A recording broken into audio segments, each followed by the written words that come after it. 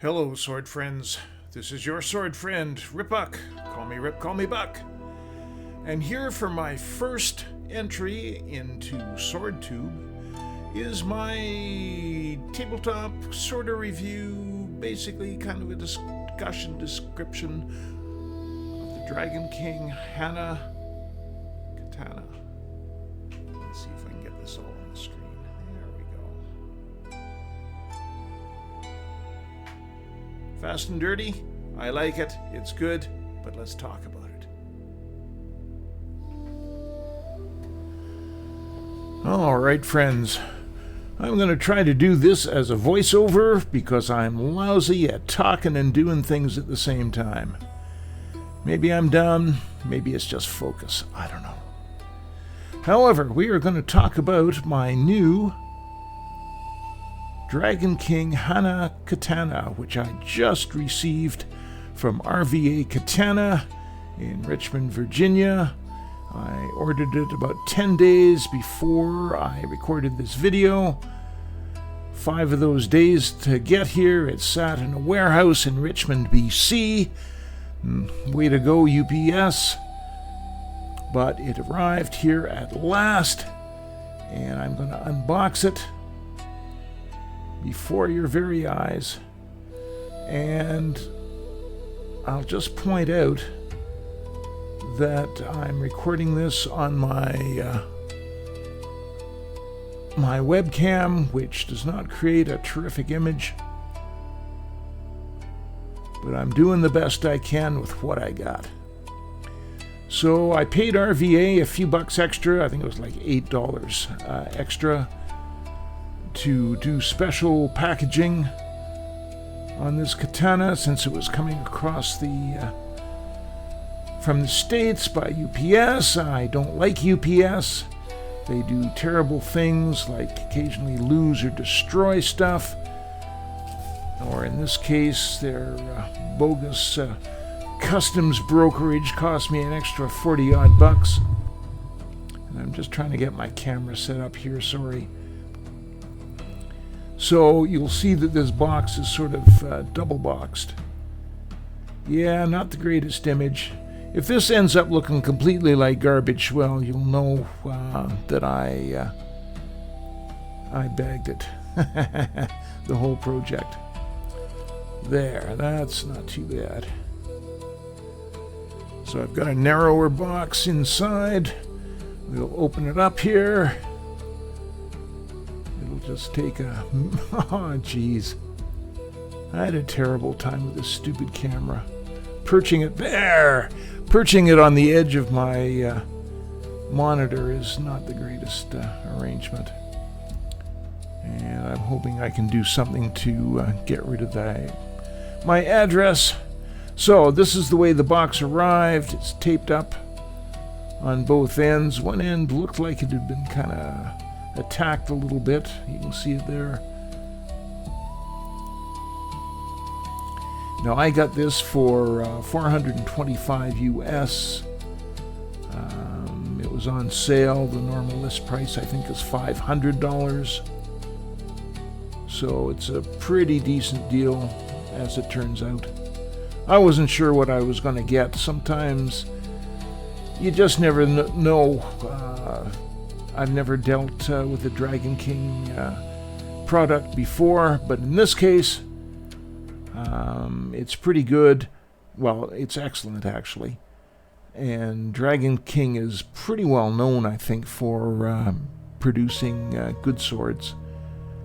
And I was pleased, actually, with the quality of this one. So here I'm opening it up, and I suspect if I hadn't paid for the extra shipping packaging, that it would have arrived just in a box like this. So, I don't know. But it's pretty securely taped up, so I guess Customs wasn't pulling any monkey shines with it. So, we've got a few spacers in there. I'll yank out and throw aside.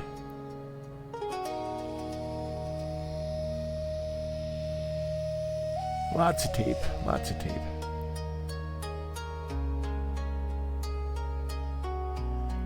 And then there's the plastic bag, which is fine. There. Try to keep things tidy. And you can see by my office area that I'm not always successful at doing that. So, spacers come off.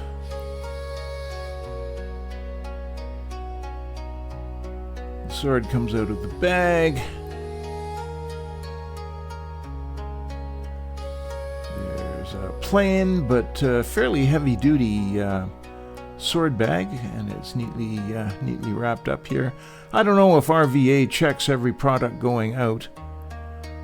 It wouldn't surprise me if they did. But this one was fine. I mean, it was great, actually. And here we are. Now, I've got a couple of fairly fancy showpiece swords. One Howard Clark Custom, another one is Bouguet Crane that I had remounted, so it's sort of semi-custom. But I don't have a sword, a katana, or katana if you wish, just a handle, play around with, that I wouldn't be too concerned with banging up or bending or, for a bad cut. The sword feels quite nice. There's an ishime finish on the saya, which I like a lot. It is traditional. You can see me testing the diamonds there. The Ito wrap is cotton, but it's very tight. And the diamond wrap is pretty even. There's a nice... now, I think that style of kashira on the end of the tsuka is kabuto gane. It's basically a helmet shape, which isn't the usual kind of cap that you normally expect to see on katana. It's nicely done. The tsuba is very plain, which I like a lot. There's just two little stamped sakura blossoms on them, rather stylized.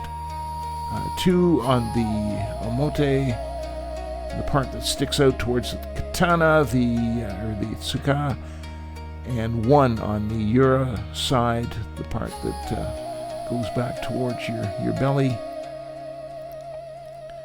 There, we'll just put the saya aside for a minute.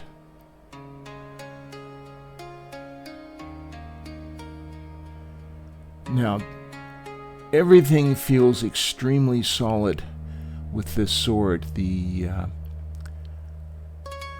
wrap is tight. It is very secure. In the tsuka, nothing rattles. It is very well put together. I'm quite happy with that. We'll see if we can get a decent look at the Hammond line. It's quite pronounced. It's nicely done. This is T10 tool steel, which is a very good blade steel, although some people regard it as being a bit hard, so it's possible to chip the edge, but I don't know. You shouldn't really be chopping at hard targets anyway with these swords. It's not what they were ever designed for. I don't know really why people do it. The kasake is nicely shaped. There's no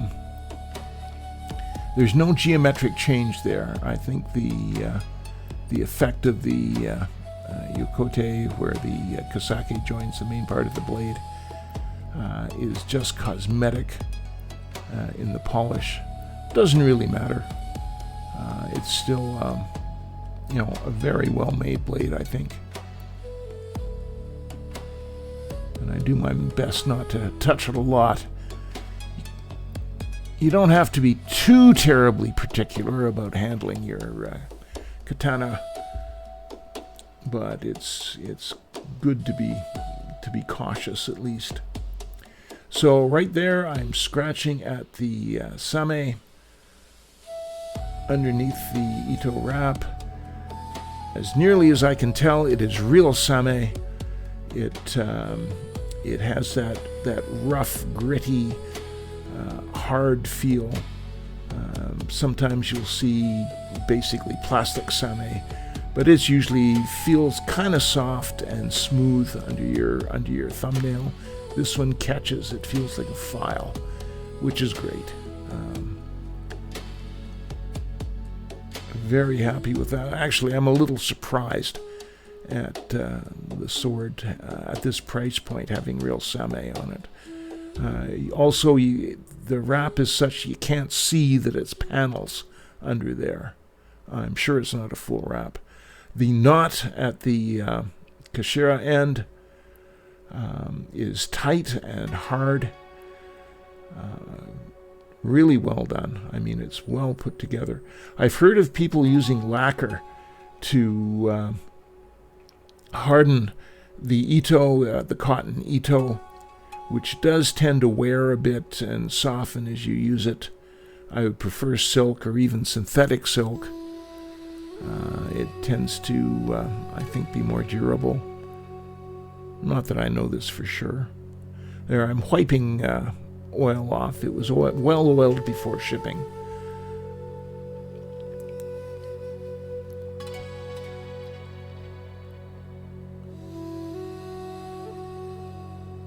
And yeah, a lot of the swords at this price point and considerably higher, I find there you can see the little sakura blossoms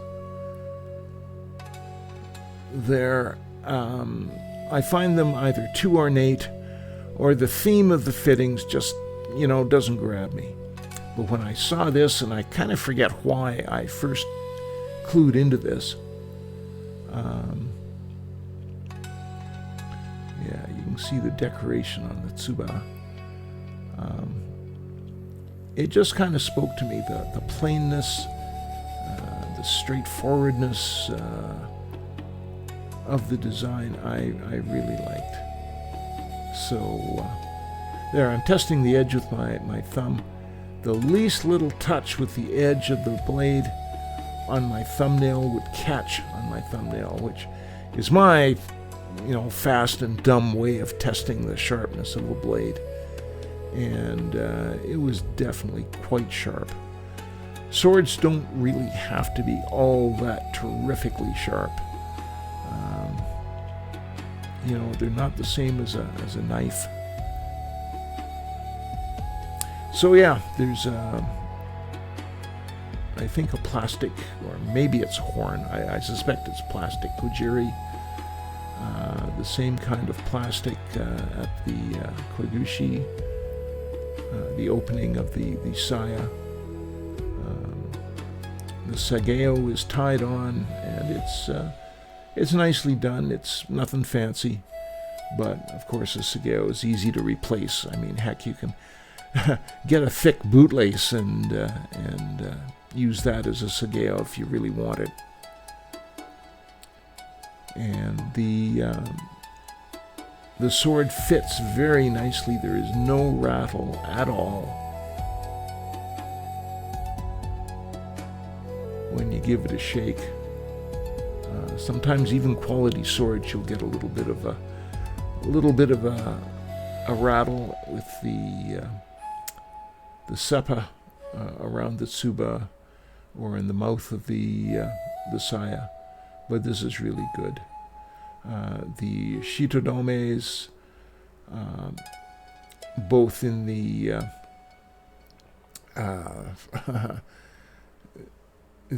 kashira and the I'm forgetting my terminology there. Right there, those shitodome seem to be glued in. They're very solid, so no complaints.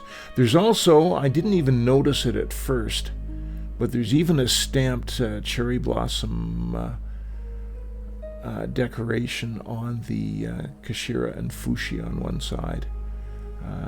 They're very subtle. They're not easy to notice. I like the ishime finish on the saya. It is traditional, and I wouldn't call it rough, but it's textured in such a way that I bet it would hold in your obi better than the slick lacquered finishes that you see on many katana. So I'm just measuring things here. The tsuka is 11.5 inches, which feels a touch longer than ones I'm used to, but that's fine. And the blade here measures, I think, just over 27 inches, which is a pretty decent length. For me, I'm kind of an average-sized guy. I don't have long orangutan arms, so I don't need a long blade. Actually, a longer blade can be a little bit dangerous because it makes you overextend when you're performing noto with your katana. And if you do have long arms, then maybe a 29-inch is good. But I mean, it seems like a small difference, but it does make a difference in how natural the movements are to resheath.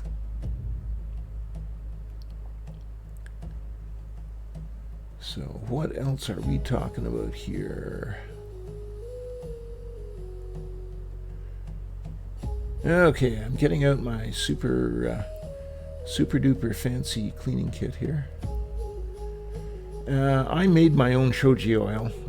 If you find some light mineral oil, not the heavy stuff, light mineral oil, you can usually find it at in the cosmetics section of a well-stocked pharmacy. 500 ml, like a pint of light mineral oil will basically last you forever. I'm wiping the old oil off with a tissue here. Just a plain tissue is fine. I have a little bottle of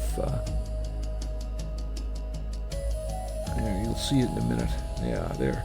Bottle of nail polish. Well, it's a bottle for nail polish. My wife gave it to me, but I've put some of my homemade shoji oil in it.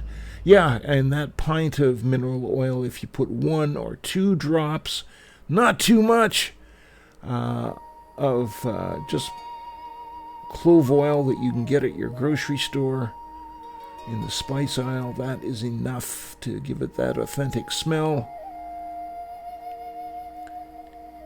And then just a wipe, yeah. Put too much clove oil in, you can't take it out again, and it will absolutely reek.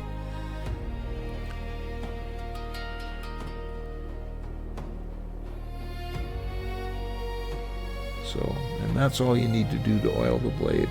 The fancy stuff with the little powder ball, I forgot the name, is something you don't need to do unless you are cutting something that leaves sticky residue in the blade. But just a simple oily rag is fine. Now right there I'm looking at the tsuka, and it tapers a bit. It's not obvious at first glance, but it actually tapers a bit from the tsuba end to the kashira end. It feels quite nice in the hand. I remember when the old Hanwei swords, like the practical katana and things like that, they didn't taper. They were just basically a stick. They were like a pick handle or something. No taper, no wasting or anything like that. But this one feels quite nice. It's really amazingly well done for a sword at this price point. You can spend less and still get, a decent blade, a decent sword. But I think this guy, in the $400 to $500 range from Dragon King anyway, you will get a very nice sword.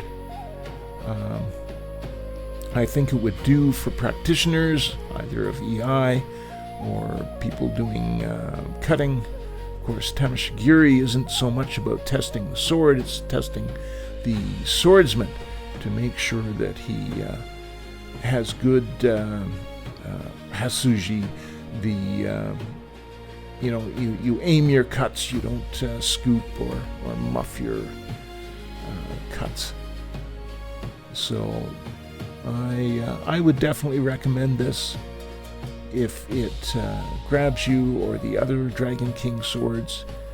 And you always wonder, there are other reviews of this sword that are, many months or years old. This is production from the end of 2025, and I would say it is good. That's it, sword friends. Enjoy. Glad to see ya.